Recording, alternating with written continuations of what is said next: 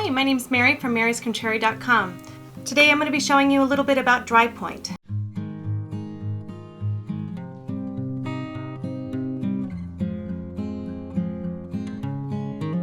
Drypoint is a method of intaglio printmaking. So first I'm going to show you guys, I started out with a drawing and I decided to get more elaborate this time when I did this because I wanted to kind of get all the ink and I wanted it to look like a line drawing when I was done printing it.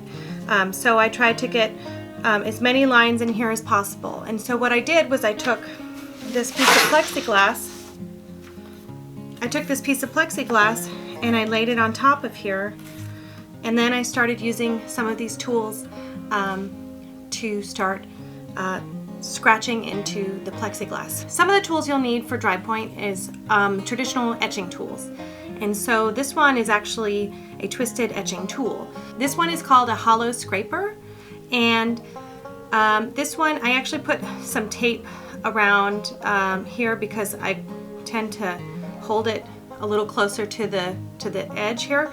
And this one is for scraping the sides of your plexiglass so it doesn't cut your blankets or your paper when you run it through the press. In order to get your edges, your corners filed down, you'll need a file. So I just found this one, laying around in the garage. And if you don't have any of these tools, you can use a file and also a nail. I'll go ahead and show you how to ink it up now.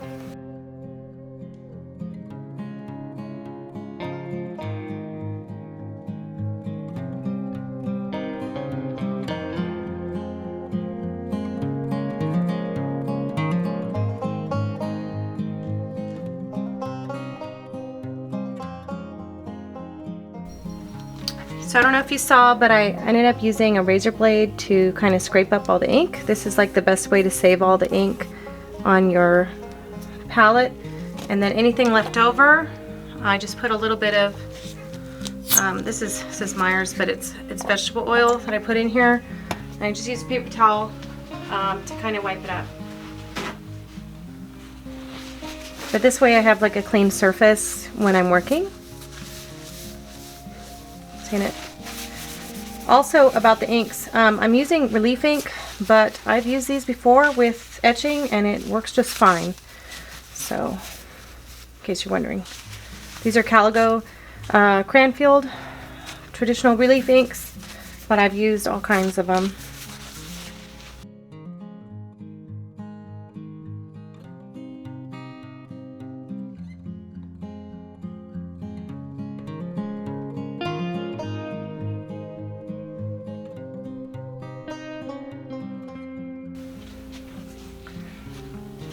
So I cut up some of these old newspapers and stuff, and I'm going to be using them to get the ink, most of the ink off the surface of the plate. And then I'll be using some tarlatan to kind of clean it up and add a little bit of tones here and there.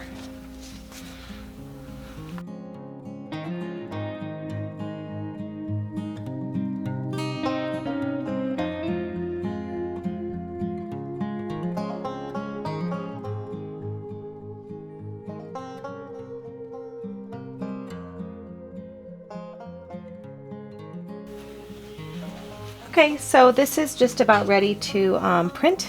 It's pretty toned, but I like it. It's the colors I was thinking it would be, and I'm excited about that. So I'm going to soak my paper and show you guys how it looks through the press.